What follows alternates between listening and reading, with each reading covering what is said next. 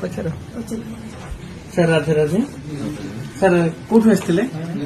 ବାଲେଶ୍ୱର ଭାସ୍କରଗଞ୍ଜ ବିରୁ ଆସିଥିଲୁ।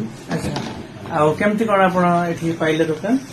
ମୁଁ ଆଗରୁ ଆପଣଙ୍କର ପିସି ପୁଅ ପାଖରେ ନେଇଥିଲି, ଆଉ ଶୁଣିଲି ଯେ ଆପଣ ବି ଗୋଟେ ଦୋକାନ କରୁଛନ୍ତି। ପିସିଙ୍କ ପୁଅ ପାଖରେ ବି ଶୁଣିଥିଲି। ଆଜ୍ଞା ଆମର ଗୋଟେ ସେଠି ବି ଦୋକାନ ଅଛି, ସେ ଭାଇ ହୁଅନ୍ତି। ଆଜ୍ଞା ବୋଲି ଆପଣଙ୍କ ପାଖରୁ ଥରେ ସିଏ ବି ମାନେ ଗୋଟେ ଚିହ୍ନା ପରିଚୟ ଭିତରେ ଥିଲେ, ସାଙ୍ଗର ସହିତ ଚିହ୍ନା ପରିଚୟ।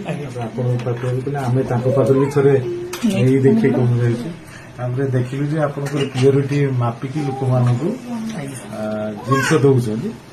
ଆମେ ବି ଆପଣଙ୍କର ସେ ପିଓରିଟି ମେସିନରେ ପକେଇକି ଜିନିଷ ନେଲୁ, ଆଉ ଆମେ ପୁରା ଭାବେ ସାଟିସ୍ଫାକ୍ସନ ହେଲୁ ଯେ ଆପଣଙ୍କର ଗୋଲ୍ଡ ଯେଟା ଆମେ କିଣିଲୁ ସେଟା 22 କ୍ୟାରେଟ ଅଛି, 916, ଆଉ ହଲମାର୍କ ବ୍ଲାକ୍ କଲରରେ ବି ଲେଖା ଅଛି।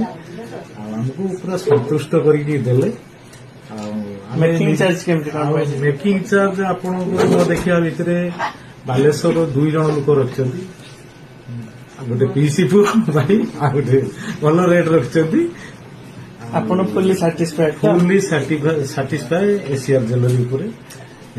ଧନ୍ୟବାଦ। ରାଧେ ରାଧେ। ହଁ, ଆମକୁ ବି କମ ରେଟ୍ର ବି ଦେଇଛନ୍ତି, ଯାହା ରେଟ୍ କହିଥିଲେ ତାଠୁ କମରେ ଦେଲେ।